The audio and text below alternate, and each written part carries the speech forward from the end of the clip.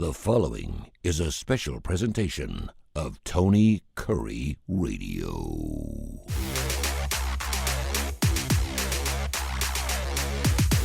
Welcome back to the K4Wins here in our Friday edition. I'm Tony Kurre along with Guy Gregory. Of course, he's done handicapping pretty much his entire life. We got K4 down in the bottom left-hand corner. Look like he's just waking up. I've been up a good 30 minutes. It does not mean he's got the wife beater on. He's ready to go. We have K4 down in the bottom right-hand corner. Did you even know what shirt you put on this morning? There you go. I was just it's a polo shirt. Why a wife beater? I must be an exclusive wife beater. I'm sorry. The collar was a little stretched a little bit. Okay, it looked seen like better days. Yeah, it does see better days. Let's put it that way. It's all right, man. I'm still wearing the clothes I had on Tuesday. Yeah, I have no wife to beat. I'm sorry. And there's your problem. We need one of those. In case K4, the chief editor of the Las Vegas Sun, he joins us right there in the bottom half. Do not email me based on what I just said there. Do not send any questions. Info at TonyKurreRadio.net. Info at TonyKurreRadio.net. I'm looking at the schedule here, and I'm going to jump right in because there are so many games to get into. This is when I look at the SEC and I go, man, this conference is just stacked from top to bottom. What a day. It really is. And the lineup of games we have on ABC 3340 is the starting lineup that we go in tomorrow morning from 10:30, 11 o'clock. It's just mustard on top, man. It's unbelievable. We have three top 25 matchups on the SEC. The games that we don't have SEC matchups, A&M against Arkansas, which is incredibly intriguing. We got a 7.5-point line there. You got Mississippi State and Florida, which is incredibly interesting there. You got Texas and Kentucky, who I got a huge play on, which is very, very interesting. Mizzou and Auburn, another game that's not a top 25, but even those matchups are fantastic. Case, licking your chops. And all the lines, man, it seems like they're getting really, really tight this time of the year going into week 8. What do you see in the SEC? Yeah, I mean, I think I mentioned Tuesday, but one of the opening lines I loved and jumped on. One of my biggest bet of the week was I laid 6.5 with Georgia. But I mean, now that's kind of back. That's into range now where I think it should be. That was the game that really jumped out to me from an SEC perspective. I will say I'm interested to see what happens with Florida. I don't know if you guys heard, but yesterday there were some unsubstantiated reports. I don't know if they're true, but it seems like it's real that this might be Billy Napier's last game, regardless. Win or lose, yeah. Yeah, it seems like they're gonna give him the boot tomorrow. So that's always kind of interesting from a handicapping perspective. I don't have anything on that game actually. Early in the week when Mississippi State pushed to 10, I decided to wait and see if I could get a 10.5, and it never got there. Ultimately, they took some money back, so I don't anticipate I'll have any money on it. But that's an interesting one if you are handicapping it, because I guess I think a lot of times things like motivation and this team has to win is way overblown and not something I bet off of. But I think for like one like this, you have to kind of decide, would these guys rally around him? Is he still well-liked enough that they want to send him out with a win if they know the end is in sight, or are they going to be like, screw this and mail it in? So I don't want that uncertainty. I'm not going to be on that game. But I think with the Billy Napier wrinkle, I'm interested to see how that one goes. Well, only because it doesn't happen very often, but I wanted to mention the UAB Blazers, too. Do you give them any shot? We talked about this just last week, about coaching changes in the middle of the season. It doesn't happen very, very often. When it does, do you hedge a little bit? Do you add a couple of half a points to a team that perhaps changing with an interim coach and Alex Mortensen going on, of course, the son of the late, great Chris Mortensen? Do you give him any shot against Memphis this weekend? Yeah, I mean, I wouldn't say, I don't give him any shot to win, no. But even with, I think, I don't have it all in front of me. I do have that I made this game 21.5. It's 21.5. But usually, as I've talked about before, there just is a bump for the interim coach. So I usually do try to put a half point or a point adjustment in that. But even with that here, I still came out right on the number. Memphis has just been a covering machine this year. I've been on them a ton. So I'm not going to jump off now, but it would not shock me if UAB gives a spirited effort, because that's usually what we see when an interim coach comes in. Memphis, one of only 3 teams in college football this year that are perfect against the spread. They are 6-0. And of course, the UAB Blazers, the only thing they can hang their hat on is their 5-1 over-unders. That over-under 68.5 last week. It opened at 72, went to 68.5. And by the way, it went over by 20 points. I would expect Memphis was going to put some serious points up in the Battle of the Bones. And of course, this was supposed to be kind of a hoorah game. Having talked to Trent Dilfer before the season started, he was really looking forward to this Memphis game because this is the Battle of the Bones and somewhat of a a wonderful game for the UAB Blazers. Always one of the biggest games of the year down there, Protective. So we'll see what happens, but he will not be on the sidelines for sure. Before we jump in, Louisville, Miami. I know we talked, Kai, earlier. You talking about you had a first play, but I want to get that in before we forget because that game's going off later on tonight. And of course, our first major matchup of the weekend, Louisville, Miami. What you got? I love the way that Miami starts. They jump on people and overwhelm them early, in my opinion, so far. And then they kind of coast in the second half. So I love Miami -7 in the first half. I think that's definitely the way to go in this game. I personally still love them at 13.5, but not like I do first half because Louisville may dink and dunk something there in the end and come back with a late backdoor cover. But that UAB-Memphis game, UAB lost to FAU by 20. Memphis beat them by 30. Yeah, there's no doubt. And FAU was a team that Trent Dilfer actually beat twice in his first 2 years. And that, having talked to Mark Ingram on Wednesday, we actually talked a day early. We're going to have Alex Mortensen on our show, by the way, on our television show next week. He said, listen, the Army game I was done after the Army game and outside him winning by 20 against FAU. And he goes, well, you beat FAU twice already. Maybe we get a victory here and we're 3-3 and maybe we could save it. He said, yeah, it came down to that one game and that was it. So period. But he said there's been a lot of interest in that program. Listen, you're in a state with Auburn, Alabama. I get it. You can be a winning program. You can win 7-8 games, particularly in the AAC, which is having a great season this year. That is a pretty decent job. It's going to pay about $3 million a year, which is pretty good for that league. And on top of that, you're in a brand new stadium. You've got brand new outdoor facilities. There could be worse. Let me put it that way. So we'll see what happens, and hopefully they'll get a pretty decent coach. That's going to be interesting as well. I want to jump around the horn here. We kind of go game by game, and I want this time to go a little differently because we usually run out of time on the games we really, really like, and there are so many great games. So let's go around the horn. We'll discuss a little bit. We'll start with you, Kip. Give me some games that are just really popping off the board. I know we already did our bankroll contest this weekend. You had 3 great plays, but tell me some games that you just really, really love going in to week 8 here of the college football season. Well, I'm trying to emphasize and pay attention closely to what I know best, which is the Southeastern Conference. I've strayed out of the league the last couple of weeks, and I've got a bunch of goose eggs to show for it. So I'm really trying to stay down home. I do like a couple games out of conference, though. I think the Penn State collapse, they've hit the iceberg, and once the ship starts to sink, I don't see life rafts coming out to bail them out.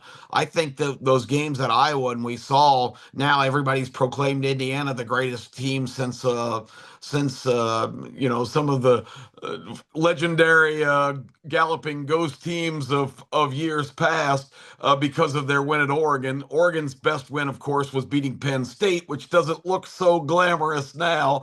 UCLA and Northwestern beat Penn State worse than Oregon did, taking them into overtime. So with that being said, I think the Penn State sinking to the bottom continues. I do like the Iowa Hawkeyes at home, who are always a pain in the backside in that stadium. They played Indiana tough earlier in the year there. So if Indiana's the greatest team since sliced bread, then Penn State's in big trouble in that game. I also, and Tony, you and I are looking at games a little different this week because I think USC will be competitive at Notre Dame. I really don't like their defense, of course, but I know they can score points, and Notre Dame's just kind of been rolling along. I'm not ready to declare them a juggernaut yet either, so that's a couple games that I'm a little bit intrigued with out of conference. The only other one that got my attention, and I'm just being stubborn here, but can Texas Tech be this good? Or is the Big 12 just that bad? They're on the road against Arizona State, the defending champion, a team that's shown some flashes of still having some talent. And Arizona State's a touchdown or more at home. So, Texas Tech will probably win by 20 again, but I'm a little intrigued by taking a home dog there as well.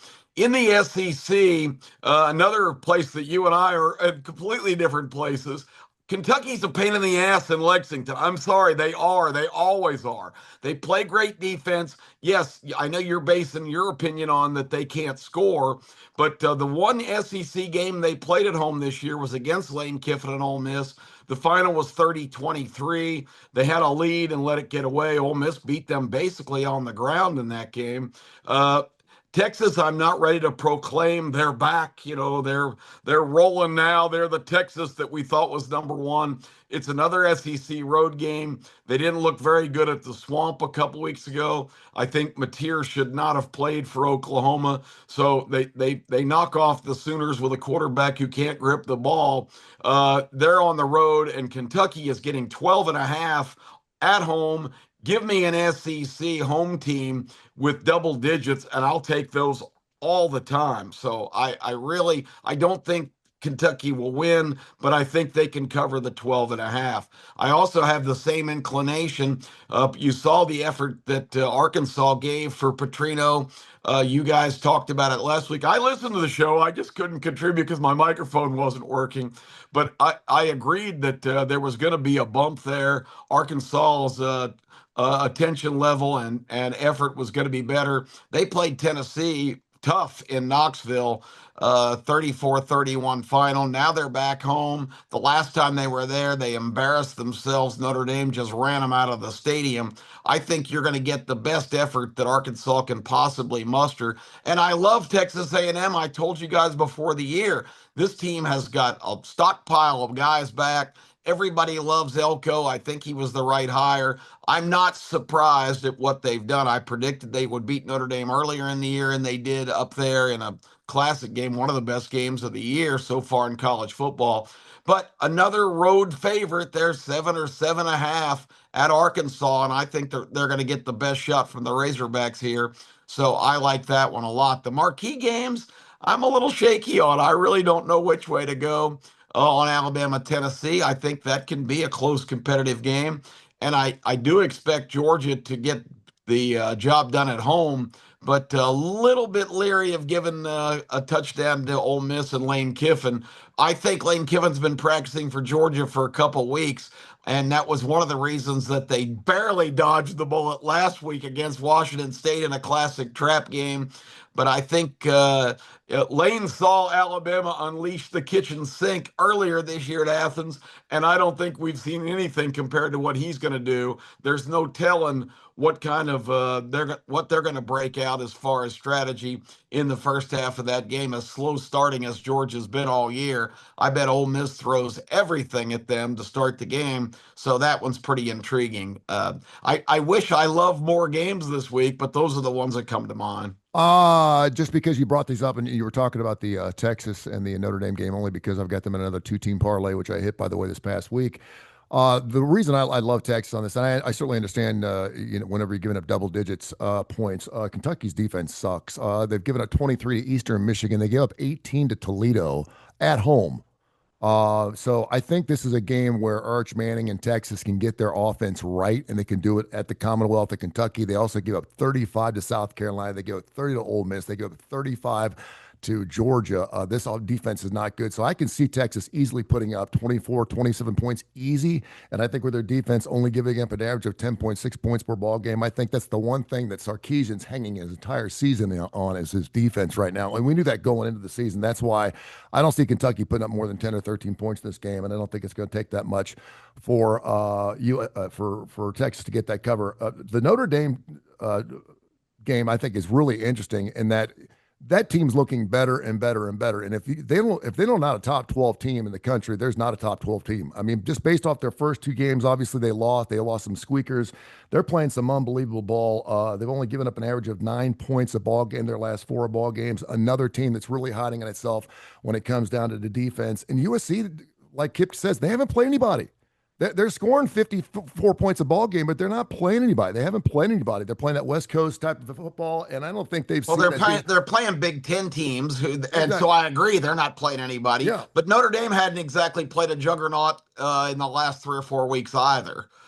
You got USC coming across country again, but then you also got two of their top 3 running backs are going to be out, is what it looks like. And Jaden Mavier has been playing, very well. But I agree. I mean, I think this is a game where, and I said it 2 weeks ago, and he let me down last week. I think it's a game where Jeremiah Love might get himself back, below 5,000 to 1 to win the Heisman. They get back down to like 3,000. Yeah, I mean, we'll see. I mean, right now Notre Dame's schedule 6th in the country. And that's based on who they played. So that's all I got to look at. Well, they lost 2 of those games. But they've been playing shitty teams. They're just not playing great teams. You can't play a great team every single week. No one's in Alabama where you're playing. Notre Dame's schedule is one of the best in the country. I don't see how you could say they haven't played. No, I didn't say it wasn't. I said Tony's talking about how well they're playing right now. These last 3 or 4 games, they haven't played anybody. NC State and Boise State's probably a better 1-2 than almost anyone else has played. I agree. Played, in my opinion. I agree. I mean, I do, and they blew both of them out. I mean, so we'll see what happens. I mean, that's why we play a football game. They're only I don't dislike Notre Dame. I'm not dissing them. I just think USC's not being very respected here, getting 9.5 points. I think this is the last quality team that Notre Dame plays, and I think Lincoln Riley's got to make some kind of statement with his team. I just think they're going to show up. I think this is going to be a close game. Lincoln Riley's an idiot. Naturally, this is striking a nerve with me because we talked Tuesday, but my biggest bet of the week's Notre Dame at a better price than this now. But we did see some USC money come back in the market today. You can still get Notre Dame like 9.5. I'm not even going to fence anyone. I love this Notre Dame team.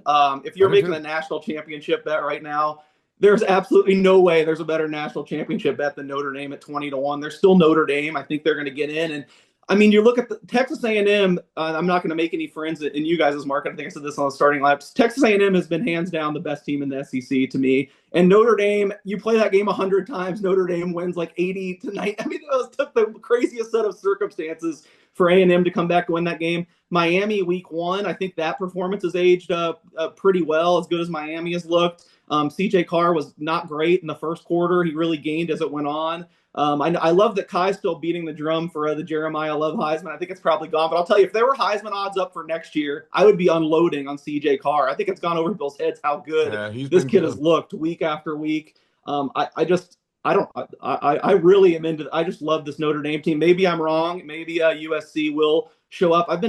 I was high on USC this year. I have over win totals look like they're going to hit. They're even still in the Big Ten race. I think they might beat Oregon later in the year. But they've been bad on the road, and this defense has been a pretty big disappointment to me. I think that they made a kind of a leap last year under the radar that no one really noticed because it still wasn't good, but it went from being like one of the worst in the Power 5 to kind of average. I thought this year with DeAnton Lynn, it would take another step, but if anything, it's stagnated, if not gotten worse. So I just I don't know. I made this Notre Dame number closer to like 12, I think my point too was I don't think USC hasn't seen a defense even remotely close to what Notre Dame has to offer. And when you talk about their schedule, Missouri State, Georgia Southern, Purdue, Michigan State, Illinois, and Michigan, that's USC. So they have not played a Notre Dame type of defense coming in this game. And I did want to mention too, by the way, Kentucky 1-4 against the spread this year, despite the fact they're playing at the Commonwealth. They have not covered a game at home yet. So that's another reason why I'm kind of liking those Longhorns. So we'll see what happens. I mean, that's why we play the game. That's why I love the fact that we disagree on these things, and we'll see what happens. We'll see if we'll get after it. Kai, what's some of the games you really like? You're popping out to you this weekend.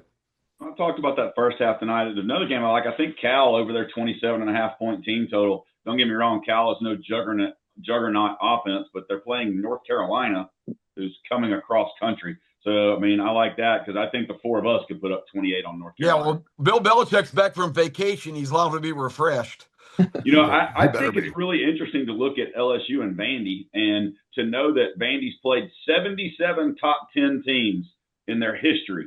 It's the first time they've ever been favored, ever. And, I mean, it's just kind of crazy because LSU is not Charleston. They're not Virginia Tech or Georgia State or Utah State. Alabama put up 14 against Vandy put up 14 at Alabama. I think LSU's defense is better, but I don't have a play on the game. I just wanted to say that. If I played this game, I would probably play Vandy at home, but I don't know why because I think LSU's a better team. So anyway, there's some great line movements that really have me looking. I mean, we talked about the Texas Tech game at Arizona State. And I know it's because now they say Leavitt's supposed to play. But it's moved from 11.5 to 7. Give me Texas Tech against just about anybody that's not SEC. I'll take them -7. I already hammered it today as soon as I saw that. The Boise line jumps from 11.5 to 13. I've been loving on UNLV all year. Now, UNLV's defense absolutely blows chunks. And Boise State, a better defense. They've been playing better. I just think UNLV can get inside that 13 number. I mean, I love that it's a play, on starting lineup, just like, the Houston-Arizona game, that line's changed for me. And I like Houston against Arizona. And I think I might be one of the few people on earth, since they're -1, now they're +1. The Clemson line, the movement there from 9.5 to 5.5 over SMU. That's a lot of money. I mean, how much money, Case, if they're not talking about injuries and stuff, has to come in for a line to move 4 points in 3 days? Well, I didn't have time to look into it, but I heard there's some Cade Klubnik uncertainty. So I think this was a lot of injury movement as much as money. But yeah, typically a lot, and I'm sure SMU has taken a lot of money. I mean, well within the to move it that much. I mean, normally this early in the week, you got to talk about, you probably got to have like a 6-figure liability on the other side. But I do think this is this seems like it's injury related. Yeah, and Michigan dropped from 7 to 4.5 over Washington. I mean, there's some big things there. I love some team totals. Baylor's defense is not good. They're 110th, and you got TCU coming in as a 3-point favorite. I mean, I know it's at TCU, rivalry game, 2 Texas schools, but sitting on 34.5. I mean, personally, I love that as well. Looking through some of these things, I still think Indiana's going to put up at least 40 against Michigan State, even in a game that's a letdown situation. Team total sitting at 39.5. Really interested to see that game. I do think Indiana's going to cover the 27 points, even though everybody's saying letdown game. Kirk Cignetti just signed an extension that might be, according to Paul Feinbaum, one of the most ridiculous things to ever happen, and blowing it up. I mean, what is he, $11 million a year plus after 2 seasons? I don't begin to understand that at all. But there's some games like there's a ton of team totals. I love Ohio State's team total also at Wisconsin. It's called a great agent, my friend. It's a great agent. 8 years in Indiana, and I can guarantee you he will not be there in 8 years in Indiana. He will not be there. He's 64. and assist to James Franklin for pumping that up. So no that's doubt. really no. And guaranteed if they don't fire him for cause for what, 93 million. I mean, you talk about coming from rags to riches. I mean, I don't know how much he was making in his last job before coming to Indiana, but I bet it wasn't more than $2 million. He was at James Madison. I actually saw yesterday $660,000 a year. And now he's making 11.5. That's pretty good jump. Agent. And I can only imagine what the buyout on that particular situation is. Hey, again, we're not talking about 2, and we got to bring it up. Alabama, Tennessee. It's the 3rd weekend in October. Always a huge ball game. And of course, Tennessee has not beaten the Crimson Tide of Bryant-Denny since back in the early 2000s. They haven't been back-to-back games since 2003, 2004.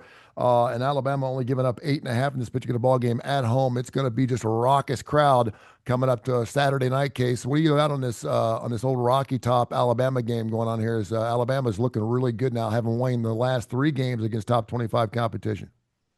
I was kind of surprised, but I ended up a little bit on Alabama. I thought it should be closer to 10. I rate Tennessee's defense extremely poorly. I think a lot of people do. And I mean, the offense has been great, so I can't really take anything away from that perspective. But I've been against Tennessee like every week since the Georgia game, and I guess here we'll run it back again.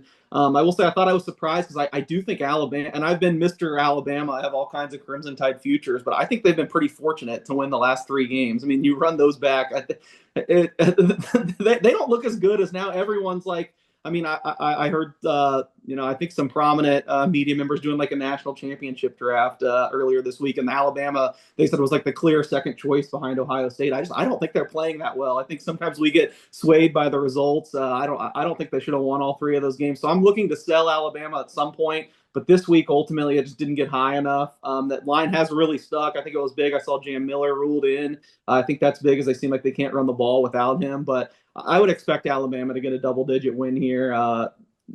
Someone else is on the other side to keep the number here, but I thought it was a little short. Ty Simpson responsible for 16 touchdowns, only 1 pick. That line is just gosh, awful crazy. I mean, 16-to-1 ratio is just fantastic. And I don't think a lot of people thought we'd see that number going into this 3rd weekend in October. Let's go to the man that's wearing the smoky orange up there in the upper left-hand corner, Kai. I know you always like to play against your Tennessee squad. Are you doing it again this weekend? I think we could solve a lot of problems if we would put Smokey in the White House. I do think that he'd probably be better for the country than just about anybody that these two parties elect. But people don't talk about the fact that Tennessee's defense is second in the country in sacks. And now I will tell you this: if they don't get to Ty Simpson, he will absolutely eat up our secondary. Tennessee secondary. I mean, they keep bringing up Gerard McCoy's coming back. No, he's not. He was never coming back. He is sitting out. He is going to the NFL, smoking mirrors, wouldn't play. I mean, and I don't blame him. I wouldn't play either. I mean, he's projected as a first round pick. So why in the world would you do it? Which it's crazy. Side note: Tennessee has 4 players right now projected to be first round draft picks. It's been 20-something years since that's happened in Knoxville, since they've even had the projections of that, which is crazy. Tennessee's team total is 24. Alabama's is 34.5. If Tennessee gets to their team total of 24, then who knows? I would look at this with Tennessee's horrible defense. Arkansas, who put up 31. Tennessee did jump out. I think Tennessee may play well early. Tennessee's going to have to get up early to have a shot. I mean, that's what they do. Josh Heupel plays very well early. The problem is, and I saw it last week at the game in Knoxville, the defensive schemes are horrible. Ty Simpson loves to throw those out and or over the middle of the field, and they run the screens like crazy that they run in drags. And Tennessee does not cover the flat well, and they do not cover the middle of the field well defensively.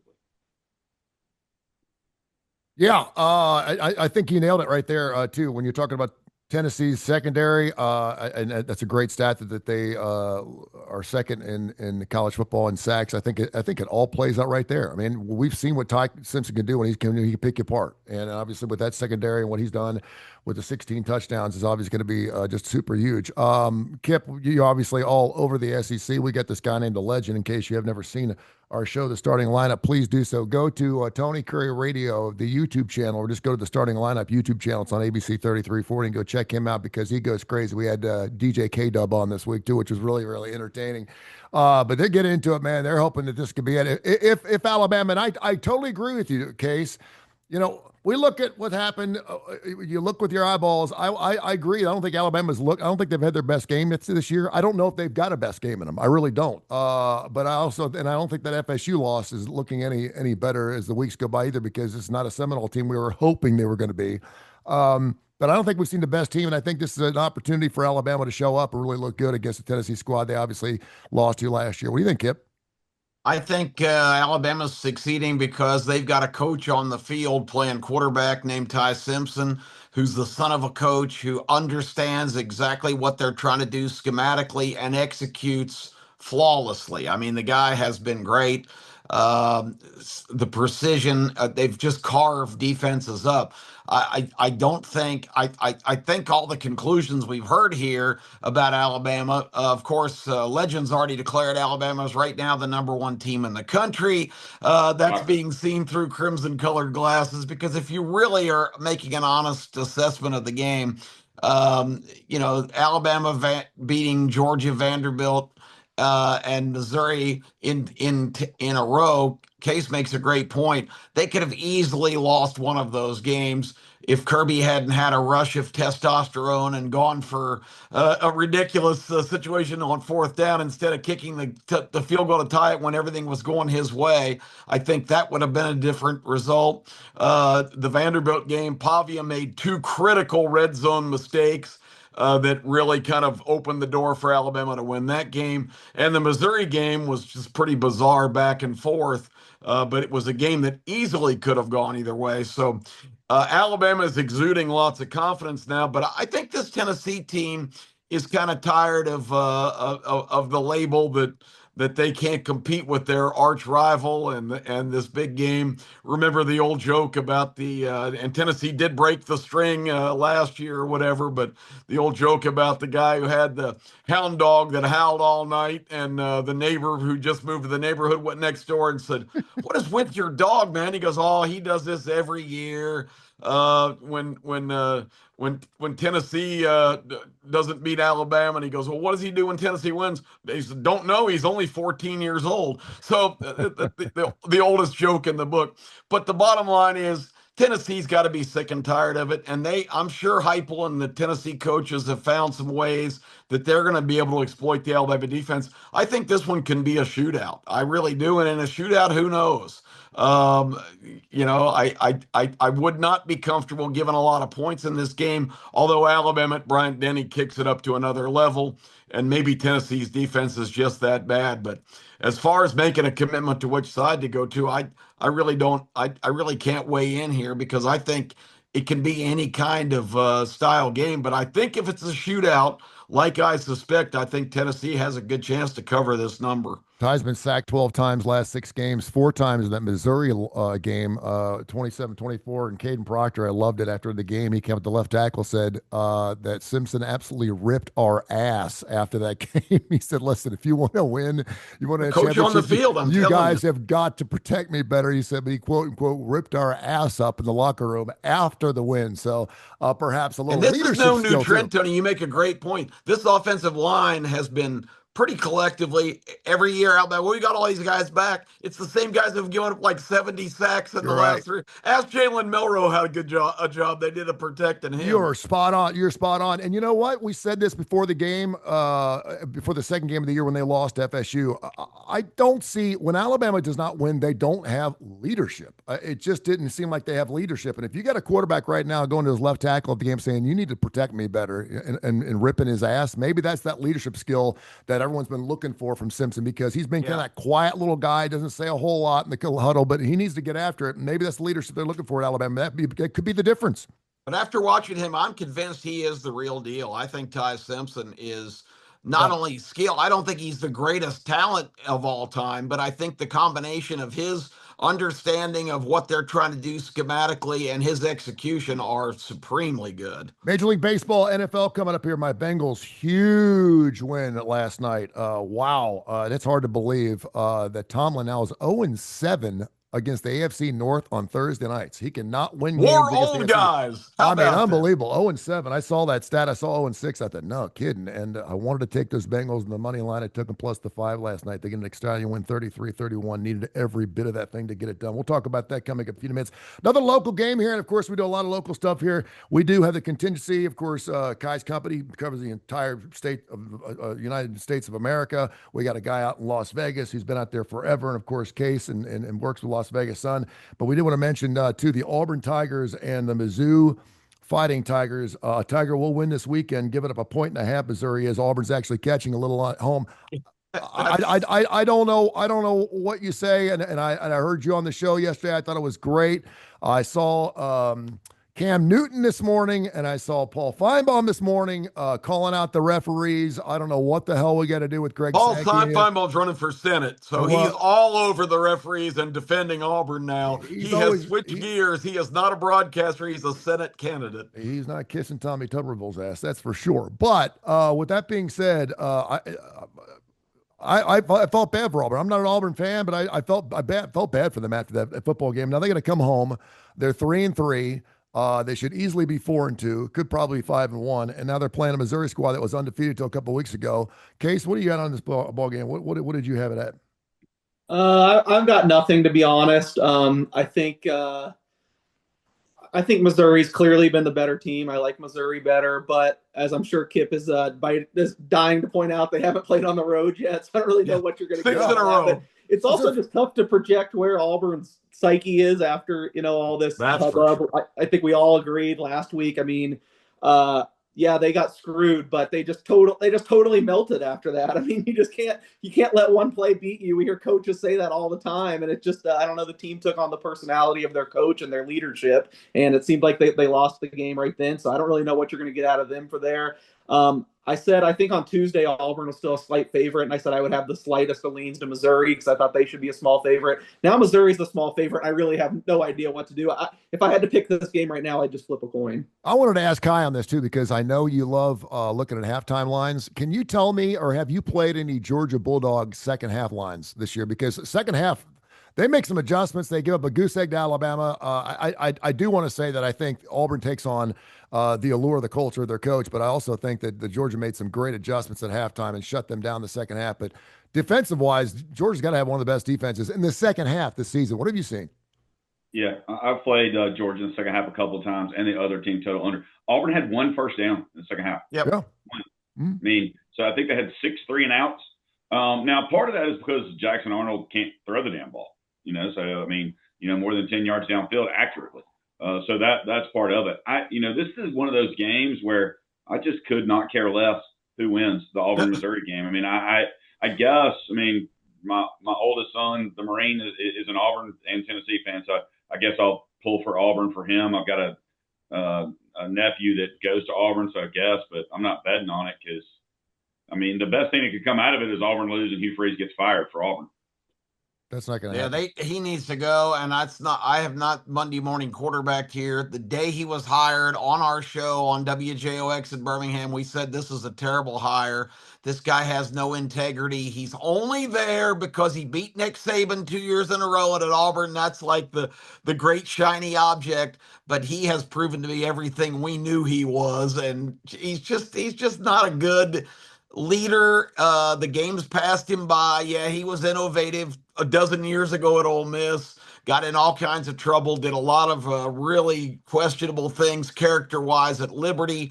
Liberty has continued just as good in his departure. I just think Hugh Freeze is a terrible coach and is just a bad fit. And I can tell you, I was at the game last Saturday night in Jordan-Hare, my first visit there for a long time, with my co-host Terry Quillian from the morning after. The atmosphere there is toxic. They are frustrated. They are fed up. And now, of course, the fix is in. They think everybody's against them. It's just a terrible culture at Auburn right now. So I would not be surprised. Missouri's first road trip after 3 months at home, if Missouri goes in there and takes advantage of that. But boy, this is a game that's I like the coin flip idea. That's the best way to handicap this game. The best Auburn thing I heard, I want to give beat Alabama this year at Auburn, just for the record. I want to give a hand clap to Kai for saying he could not care less who wins, because it's my pet peeve. Like 90% of people say I could care less, and that's not correct. So thank you, Kai, for getting that right. My mom's an English teacher. My grandmother's an English teacher. We got to go that way. But I'm just telling you, it's on the record right now. It's like the 41 minute mark. Auburn's going to cover and beat Alabama in Auburn this year. I could see it. Yeah, we'll see what happens.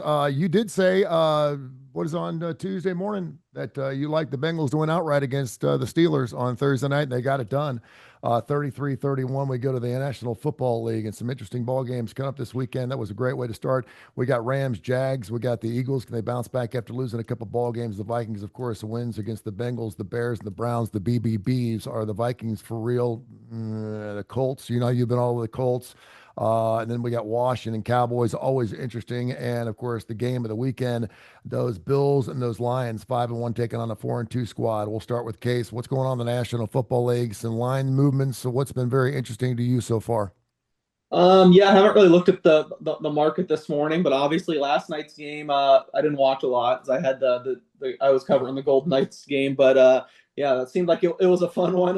Certainly awesome. Crushed the over. I think we almost doubled the over, especially some early lines. It was around 40, so that was fun. Yeah, should be another good week. I think probably the Monday Night Football doubleheader looks pretty good with Tampa going to Detroit. You kind of got to pick your poison in that game. It's two of the NFC favorites right now, but Tampa has no receivers left basically, and Detroit has no defensive backs. They got cluster injuries in both those spots. Certainly, you saw that affect the Lions at the Chiefs last week. That being said, I feel like the Buccaneers have been pretty fortunate, and I kind of feel like this is the week it runs out. So to me, that might look like the biggest game on the schedule, and I have a strong lean towards the Lions. I bet -4.5. It's 5.5 now. That's not any real move, so I'd still be fine with the Lions. But yeah, looks like another fun week ahead. But I think that's probably the highlight game. And I inadvertently said the Bills. It is the Bucs taking on those Lions. Yeah, and Mayfield's having just a fantastic season for himself. And, of course, a lot of people think he's probably the MVP. It is fun, and you can say whatever you want about the Cowboys. And I know they're made the butt of joke. That is one of those basketball. It's like the Lakers. Whenever they're on television, I have to watch. I mean, I don't care what their record is. I will always look. My eyes are always wandering towards the television whenever the Cowboys. And I know you're kind of like that too, Kip, because you love watching just all kinds of great football games. Your ideas on the Cowboys and the Washington We call the Redskins on this show. We still go to the Redskins because Hell yeah. it is what it is. We're not politically correct around here. What's your thoughts on that game, or do you have Yeah, any? I remember the Cowboys Redskins game when I was 7 years old in DC Stadium. Sonny Jurgensen out dueling Dandy Don Meredith, one of my first memories. So Cowboys Redskins always has been a special thing for me. I'm a lifelong Washington guy and have loathed the Cowboys every day of my life. So it's intriguing. I don't this the loss to the Bears was disgraceful.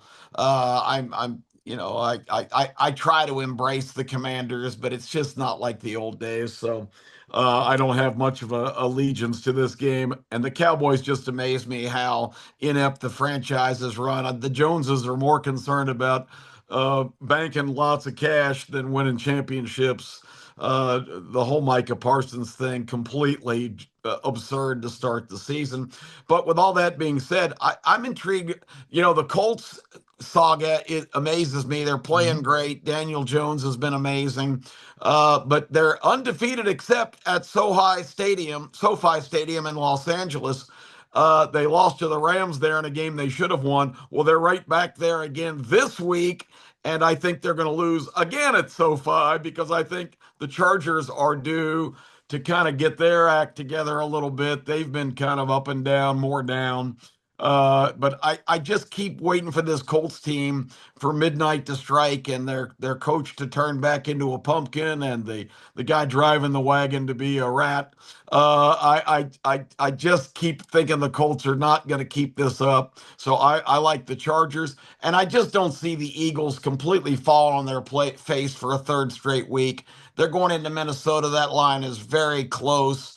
I know McCarthy's back and the Vikings have pieces, but I can't see the Eagles stumbling around and losing a third straight game after letting the one get away at home 2 weeks ago, and then the embarrassing performance on Thursday night against the Giants. If that team's not humiliated coming off that and doesn't take it out on the great Viking Nation up north, I'm going to be surprised. I like the Eagles big in that I game. love the Eagles in that game. I love them, and they're only giving up 1.5. Kai, you've been all over the Colts, and you're nodding your head. What are your thoughts before we go to the Chiefs and the Raiders? What's your thoughts on the Colts? You've been all over them all year.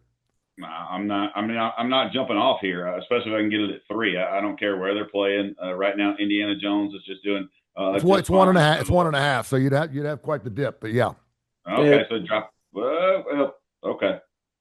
Bold prediction. You're going to have a shot at a 3. I was on the fence of both these games Tuesday, but really positive Chargers injury news. Joe Alt and Khalil Mack both practiced yesterday. I think they're both going to be back. I'm kind of surprised it hasn't moved yet. I like the Chargers in this game, and I actually do like the Colts have done enough. I agree with Kai.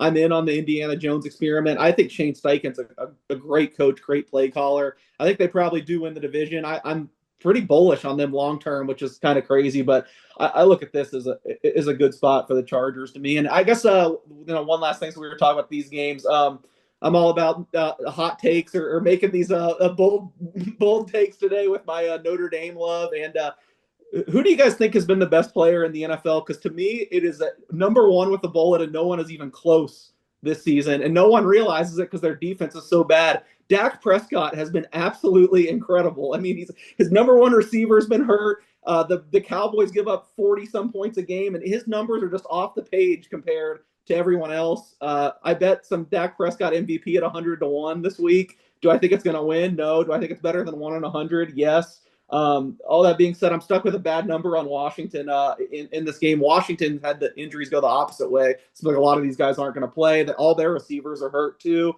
So I'd kind of lean Dallas there. I just, it makes the franchise look so much worse when you just can't field even a halfway competent defense. It doesn't really give them a chance to win. But I just think with the way Dak is playing, if they reel off a couple of wins here, he has underlying numbers. He has everything. He's been absolutely sensational this season. I feel like no one's given the guy any love because we love to hate on the Cowboys. But I guess we can be the one show to say like Dak, you just got to clap for it. And he's been phenomenal. He looks he looks fantastic. I mean, he just real quick. Can we talk about the Mike Vrabel Revenge Bowl in Nashville Sunday? Absolutely.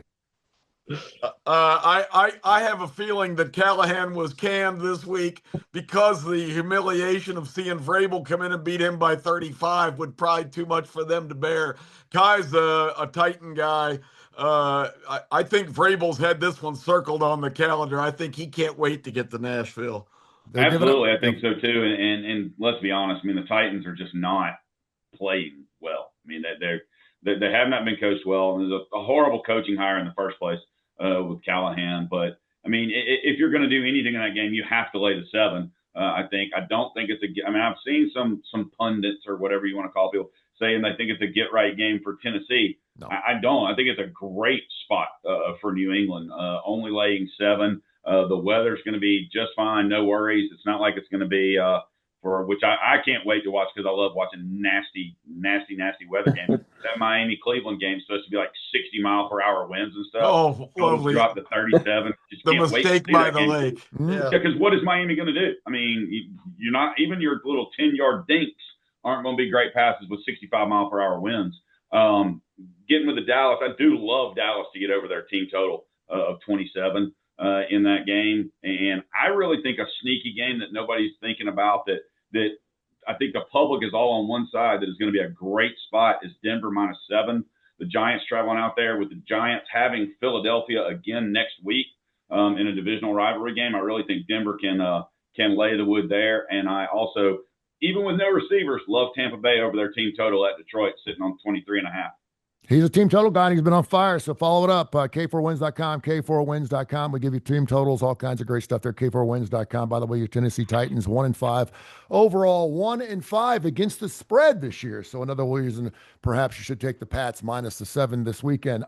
We've got him right there in the back seat of every doggone car that pulls in the parking lot of the Las Vegas Raiders facility, and he is Case Kiefer. He writes, of course, the Las Vegas Sun, does fantastic work, and now here's his team catching 11.5 against the Chefs this weekend. What do you see from your Raiders? Can they get inside that big number? That's a huge number, particularly against a team that does not seem to cover the spread very much anymore, and that being the Kansas City Chiefs. Well, I got to detach myself. Definitely not my Raiders. I just cover them. I don't care what Come on happens now, to them. have some love, baby. Have some love. You live right there. I'm just You document can them. walk to any truth that you bought that house just to be closer to your football team. Yeah, and Mark Davis has given him a piece of the team. He just doesn't like to admit that. That's right. That's right. Yeah, unbiased party, but it looks a little high to me, to be honest. I think that, I might have mentioned this Tuesday, but it feels like we've just jumped from extreme to extreme with the Chiefs. They lose a couple games at the beginning of the year. At least one or both of them really close, and all of a sudden they're done. The dynasty's over. Then they win a couple. It's like, oh my God, they're back. They're winning the Super Bowl. I think the truth's somewhere in between. I do think Rashee Rice coming back is a gigantic uptick, but I don't necessarily know if he's going to be himself in week 1. I mean, when you're suspended, you can't be around the facility, you can't be around the trainers. Like, there's no way he's going to be in football shape, I think, right here going out. I think long term he's going to make a huge difference. Even though this is a great matchup because the Raiders are pretty bad in the secondary, I don't necessarily know if he's just going to hit the ground running. I made this like 10, so I think anything above that you have to go with the Raiders. So the Raiders have some injury concerns. I mean, their left tackle's out, who is their only good offensive lineman. Honestly, Brock Bowers is probably not going to play again, so it's hard to have too much confidence in the Raiders right now, but just strictly numbers wise, it does look a little bit high to me. All right, there you go, 11.5. When you're talking about the National Football League, and again, you can call our line. You can get there and get after it, K4Wins.com, K4Wins.com. See us at K4Winners on the X format, of course, on our YouTube page. We're on Instagram. We're also on Facebook, on all social media platforms. And we're going to get after it here as we get ready for another week of great college and professional football. Anyway, the Milwaukee Brewers can save their season now 3-0. By the way, I absolutely love. Yeah. By the way, I absolutely love. I want to bring up the Max Scherzer not coming out of the ball game was just an absolute fantastic piece. I would have loved to have been on terrestrial radio just to talk about that because it was just such a beautiful thing. So I'm not coming out of the game. And for the manager to say, I thought he was going to kill me. He's like, no, I'm letting him go. And a lot of people are giving the manager shit for not taking him out. He's like, you don't understand. Did you see his eyes? They're like, no, you're staying in. And of course, he throws that pitch that looked like it broke about 87 feet across the plate and struck the guy out. It was fantastic. Anyway, so the Dodgers, Milwaukee Brewers case pretty much done, finished, done. Yeah, I think we're probably all in agreement. There's the Brewers aren't coming back. Who are they? Who are they even? I haven't even seen who they're. I don't know who they have left to pitch anymore. Yeah. So yeah, I think this Hey, but is. Mizrowski did great out of the bullpen yesterday. Yeah, absolutely. But that was kind of the last card they had to play, and they played it as well as they could, and they still couldn't score enough. So I think this one's done. All right. Anybody else got anything on those games? It still says undecided for tonight here, and but if they're gonna win a game, tonight would be the game against Otani. Just because he who knows how long he goes, but I mean, if you're the Dodgers, you need to go ahead and win this game because think about the rest you're going to get. Well, the other game's tied 2-2, and let's be honest, just whoever's on the road is going to win this game. As great as Seattle looked in the first two games, they looked the exact opposite the last two games, and as bad as Toronto looked the first two games, they looked the exact opposite when they went on the road. Makes no sense. I think I saw something that's like the first time in I don't know how 50 years or however long since we've had this going that the road team has won the first four games. Yeah. Yeah, it's crazy. Yeah, it really is. And let's just cut to the chase here. The Dodgers payroll is just so absurd, and they've gotten away with it by deferring money like 50 years down the line. And their luxury tax is higher than the Milwaukee Brewers payroll. They're the new Yankees. They buy championships. It's what the Yankees did in the entire 1900s. And the Yankees are so upset that the Dodgers are doing it now and doing it better and picking. And and they make a mockery. I mean, they just mailed it in all season. At times they were losing games. Losing 3 out of 4, and we're not even that much over 500. But with that kind of payroll and all that stockpile, the pitching depth they have is just absurd. That's Otani batting 112 too, by the way. I mean, where has he been? What if he wasn't slumping that? Jeez Louise, man. Yeah, he leads off the game, I guess, with a triple last night, and announces that he might be still have a pulse. But this was a foregone conclusion. I didn't think we'd see Yankees Dodgers because the Yankees pitching finally caught up to them, which I figured at watching them during the year that they didn't have the arms, but the Dodgers have an embarrassment of arms, and it's just unbelievable the talent they've stockpiled. And it kind of makes, again, I think baseball's going to have to take a hard look at this because, it shouldn't come down to the team that spends the most money. But in this case, other times you always, does anybody think the Blue Jays, Mariners, Survivor has any chance in a series against the Dodgers? I say zero. I think they got a chance. Yeah, I think they have a shot. I think they have a chance than the Brewers. I'm still certainly picking the Dodgers. I think right now, as currently constructed, I think that the Brewers getting so hot for that couple months of the season kind of made I think lulled people into a false sense of security that they had a chance. They're just not the same team right now with the injuries, with the pitching, and just never having any power. So I do think the World Series could be a little more competitive. But hopefully a lot of what you're saying, we said all year on this show. I can remember multiple times I said that. And I wish I would have bet more on it, but the Dodgers were just a huge opportunity. We should have made way more money in the futures market, even if they don't win the World Series now to win the NL. They were clearly kind of doing like the NBA load managing through the season. Yeah. They were holding these guys out longer when they had injuries. They were gearing up for the playoffs the whole time. So the fact that their odds drifted up so much was just ridiculous. I wish I do have futures on them, but I wish I would have taken better advantage. By the way, go ahead. Yeah, unbelievable. I had a little birdie in my ear on Tuesday night. I went down to the BJCC, which they just redid. They're going to have the AAC basketball tournament down there this year. They got some more regional coming up in the March Madness coming up next season, stuff like that. Doing all kinds of wonderful things down there. But there was a very small select group of investors who came in town on Tuesday to see if Birmingham would be a good expansion city for the NBA. Now, we've got this squadron spot that goes down there that obviously plays down there. We put on a hell of a show. I just want to applaud Birmingham. I wish more people knew about it. It was not even close to a sellout, and it probably should have been. Well, they might want to publicize things like that. Well, and again, I live here and I didn't know about it till you told me on that day you were going to be the PA guy. Well, and it was going through the New Orleans Pelicans, so that should tell you something. And it's also going through the squadron budget, which they don't have squat. But I will say this: it was a hell of a show. It came down to the last shot. It could have been a buzzer beater. I think it was 128, 125 was the final score. It was just a lot of fun to see. I've been to Memphis enough times to see, and you could tell the NBA actually brought their package in town and basically said, give us the BJCC and let us do it our way, because there was music throughout the entire game. I know you hate that, Kip, but man, it was rousing. It was fun. I really enjoyed it. I'll be the first one to stand in line for season tickets if, in fact, it ever does come to Birmingham. I know they've been talking about that for a long period of time. We do support sports this time. The only issue is most of the time the sports fall apart before we can actually get on board. That goes for the Stallions. I haven't been in there since the renovation. Fantastic. It's fantastic. Really? It's an NBA quality arena? It is. It's fantastic. That shocks me. I have to see that to believe it. It's fantastic. I agree. Go down. 15,000? Is that right? It's 18. I think they expanded. Why would you consider Birmingham over somebody like Vegas? It's all about money. It's all about money, my friend. Vegas is happening. They're going to get a team. It's just the arena thing surprised me, because apparently the holdup in Vegas is they want their own arena. I mean, we have world-class arena at T-Mobile Arena, and apparently the NBA doesn't. They want to use that for their big events, but they want the team to have their own. And T-Mobile's cost, I don't remember the price tag now, probably $400 million. Sits 18,000, and basically the NBA is like, no, we want our own. So. But I still think that the next two cities, I mean, it's a huge favorite. The next two cities will be Vegas and Seattle. No offense to Birmingham. I'd love to see it happen, but those are the favorites right now. Hey, all we want to do is be in the discussion. That's all. I mean, just be in the discussion. We would support it. I mean, we'd support it about as well as we do the Stallions, something like that. I mean, it's just like the reason why we were never going to get an NFL team, because it's a college town. And even Birmingham is still a college town. More people are going to go to UAB games than are going to go to a Birmingham NBA thing.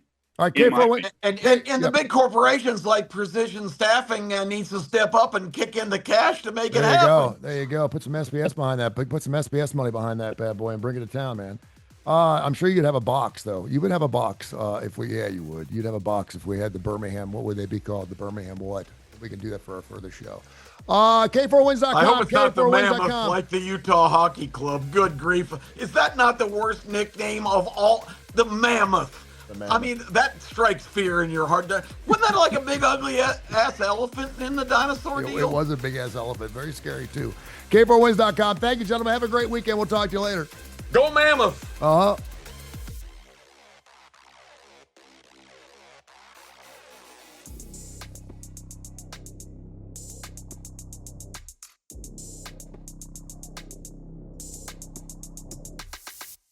This has been a special presentation of Tony Kurre Radio.